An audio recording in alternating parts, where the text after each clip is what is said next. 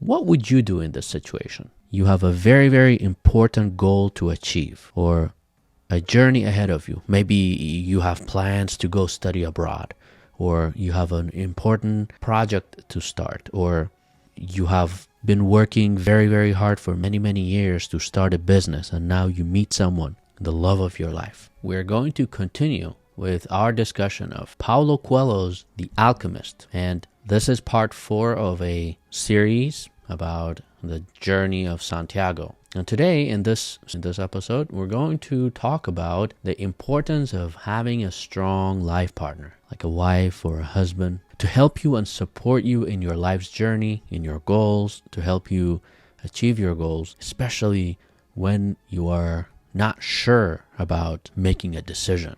Because sometimes you feel confused, you feel lost. And in these situations, if you have the right partner, if you have the right husband or wife, that person will help you make a good decision. Also, the dangers of not having the right partner. So there's a very important and strong balance. In this part in the story, Santiago has just met the love of his life, Fatima. If you don't know the story, you should go back to the previous episodes. I will put the links below where you can listen and understand the story. But at this part in the story, Santiago is in the desert and he just met Fatima at the oasis. He is on his way to his treasure, right? He had this dream and he was following the treasure that was in the pyramids of Egypt. He met people on the way, he met the Englishman, and he ended up looking for this man, the alchemist, somebody who turns metal into gold. So now they're looking for him. And they made a stop at the oasis because there's war, and they don't know when they will continue the journey with a caravan that will take him to Egypt. So during this time where they are staying at the oasis, he met Fatima. And when he met Fatima, he felt this strong love, right? He's like, this is the love of my life. And now he is facing the decision whether or not he should continue on his journey to go find the treasure that he has come all the way from Andalusia to go and find. Or he should stay here in this place, in this village or at the oasis, marry the woman of his dreams, the love of his life, and just settle down and go back to being a shepherd. He is confused, right? Because he believes he has found the love of his life, the most amazing woman, and he wants to marry her. He straight up told her, I want to marry you. I want you to be my wife. What would you do in this situation? You have an important goal to achieve, or a journey ahead of you. Maybe you have plans to go study abroad, or you have an important project to start, or you have been working very hard for many, many years to start a business, and now you meet someone, the love of your life, but you have to make some difficult decisions. What would you do? Would you stay in the desert and marry Fatima, or would you continue with your life journey, or would you do both? And how would that work? This is where the importance of having the right life partner comes in. In this episode, we'll find out what Santiago will do and what happens to their relationship, what happens to himself as well. After they met, they started getting to know each other, and Santiago started telling her all his life story, or his life's journey, where he came from, what he experienced on the way. He told her about his life as a shepherd, about the king, about the crystal shop, and of course I'm pretty sure he told her when he got robbed and he lost all his money and he had to start from zero again. He also told her that he is on his way to find a treasure.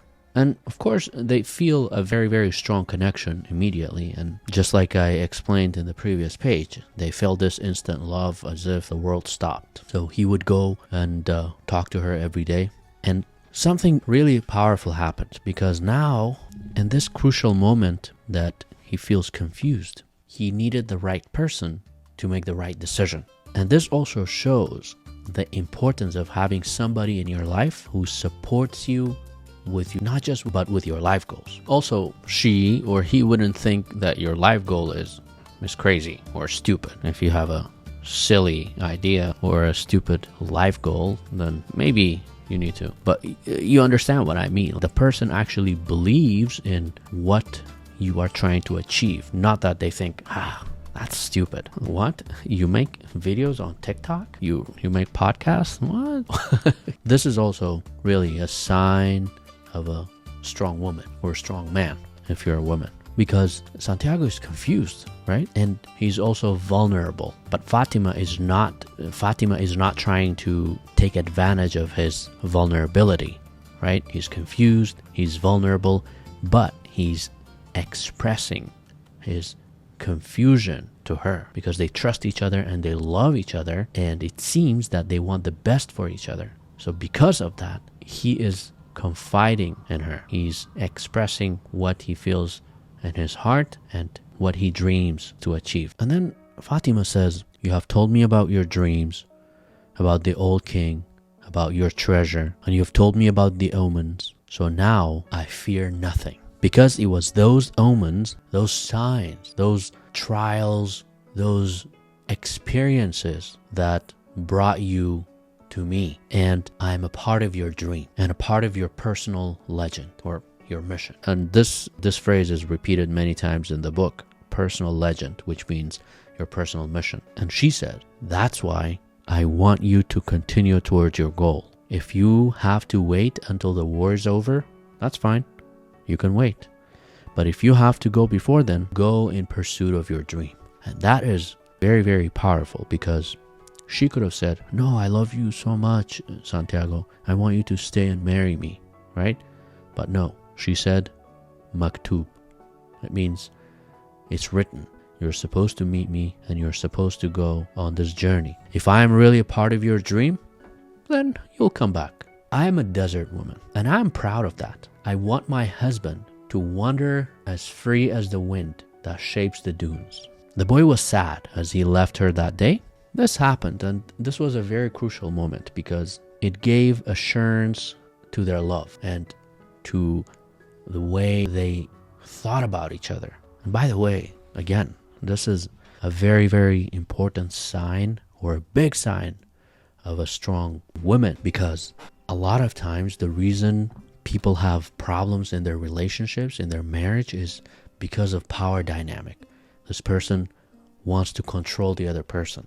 They don't want them to do things they want to do, right? And because of trust issues, maybe they don't trust each other because of their past experiences. For whatever reason, they don't want the other person to do what they want because they think, oh, maybe they'll do something wrong. Santiago also remembered something that the old king has said. Always heed the omens.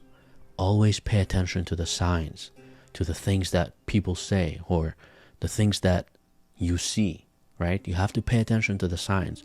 This is why it's really, really important to study, to read, to learn more knowledge so that you understand the world better. Sometimes you just have to surrender because you just don't know.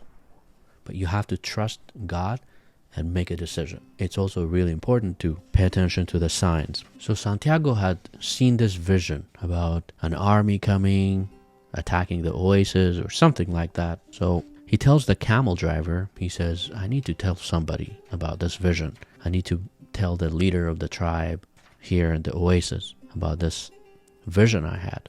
And so he goes and meets the leader of the tribe in the desert. He says, look, this is what I saw. I think an army might be coming to attack, so just letting you know. Then they start asking him all these questions. But the leader and some old man believe what he is saying because interpreting, explaining dreams and visions were a thing in the traditions in the desert.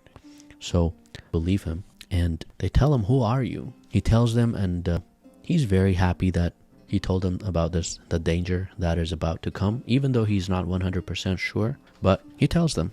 And after he does, he starts walking back to the oasis. And when he walks back, he feels very happy that he did something, maybe to protect the oasis, to protect these tribes, to prepare themselves, right? Feels very happy. And he's also scared because he's like, oh my God, what if it's true? What if there's an army coming and attacking, and it's very risky. But because he has practiced living in the present moment, he's not very scared. one of the guys that he met was explaining to him about how men live in the desert and how they fight. Fighters in the desert are good fighters, or were good fighters, because they always focus on the present moment. Where's my enemy's sword? Where was his horse? What kind of blow should one deliver next in order to remain alive? So always staying focused. And sometimes you get visions of the future that becomes true, but it's only God that shows you those little glimpses of the future. He says, so how do I guess the future? Well, based on the omens of the present. So always be present and pay attention to the present. What's happening, right? The secret is here in the present. If you pay attention to the present, you can improve upon it. And if you improve upon the present, what comes later will be better. So you can start predicting good things in the future. So now when he's walking back to his tent or wherever he's staying, after telling the chieftain about the army coming, he's just walking peacefully, walking along in the silence. He had no regrets about telling them. And he's like, if I die tomorrow, it would be because it was maktub. I was supposed to die. But he's like, at least he had lived every one of these days intensely, every day in the present, right? Since he had left home a long time ago. So he feels like even all of those difficult moments he had experienced, those difficult days, he had lived all of these days intensely, with full of energy, full of passion, not like, it's just another day, right? So it's really, really important to practice living in the present and cherishing every moment. So he's just living in the moment, walking back, and then suddenly he heard a thundering sound, and he was thrown to the ground by a wind that he had never known. The area was swirling in dust so intense that it hid the moon from view. So there was like a tornado, or like a swirling of the wind. Before him was an enormous white horse, rearing over him with a frightening scream. So like there's a horse right in front of him and he's on the ground. My God, what's happening? And when the dust cleared, the boy trembled at what he saw. A horseman. He saw a horseman completely in black, with a falcon perched on his left shoulder. He wore a turban, and his entire face, except for his eyes, was covered with a black kerchief. He appeared like he's a messenger from the desert, right? But his presence was very powerful. Now, who is this man? Santiago is really frightened. Like, my God, what's happening? The man seems really, really powerful. He has a sword. He draws it against Santiago's face. And he's scared, but he feels bold, right? He feels like he has courage, right? They start having conversation. Like, what are you doing here? Why are you making predictions about an army? Stuff like that, right? And then he says, what are you doing? What is a stranger doing in a strange land? Santiago said, I'm following my personal legend. It's not something you would understand. The stranger placed his sword in its scabbard, and the boy relaxed. So he put away the sword. The stranger said, or the horseman, he said, I had to test your courage. Because like I said, Santiago was not very scared when the horseman drew his sword. And he did that on purpose because he wanted to test and see if he's scared. Courage is the quality most essential to understanding the language of the world. The boy was surprised. He's like, oh my God, what? Like, stands? The stuff that I have learned. The stranger was speaking of things that very few people knew about. Now, who is this strange man? Actually, this strange man is what? The alchemist. Santiago has met the alchemist. And guess what? Next morning, there were 2,000 armed men scattered throughout the palm trees. Now, I don't want to spoil everything about the story because I think you should read it yourself. Because it's a fantastic story and there are a lot more details about what's going to happen. But something that is really striking, another sign that it's important to have people in your life who support you with your life goals. Sometimes it could be a stranger, but for the most part, I'm talking about friends, family, or people that support you and encourage you to follow your personal legend. Because here, again, the alchemist also encourages him to follow his personal legend, to go and find his treasure. And, Santiago tells the alchemist, Well, I want to stay here at the oasis. I found Fatima. I feel settled, like I want to marry her and settle down here, right? She's more than the treasure. She's more important than the treasure. And then the alchemist says, she already has her treasure. She has you. It's you. Now she expects you, that you will go and find what it is that you're looking for. Again, this is also, if you're a man, this is also something that women really love about, something that women love about men. Chasing after something meaningful, having your own life mission.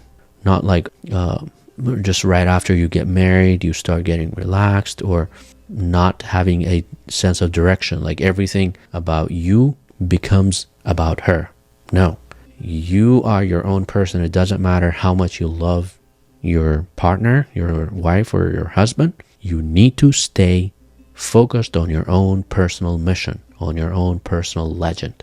And that's what the alchemist tells Santiago. Just because you found her and you love her and she loves you doesn't mean that, oh, I'm just going to stop doing everything about my life and just focus on her. No. Now she expects you, that you will go find what it is that you're looking for. And this is really powerful. This part really convinces Santiago that, okay, I'm going to follow my personal legend. I'm going to follow my dream.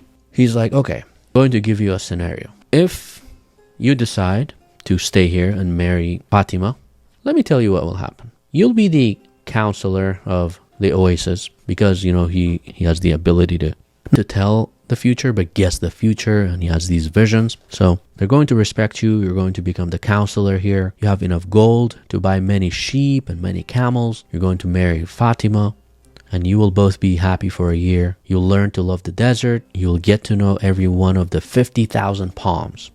Sometimes during the second year, you will again remember your treasure, your life goal, the old dream that you had. The omens will begin insistently. You'll start seeing signs. Hey, you need to keep going, right? But you'll try to ignore them, because now, you know, you're busy with family, and the dream will start fading away. And you'll use your knowledge for the welfare of the oasis and its inhabitants. So you'll become experienced in what you do with your counseling job.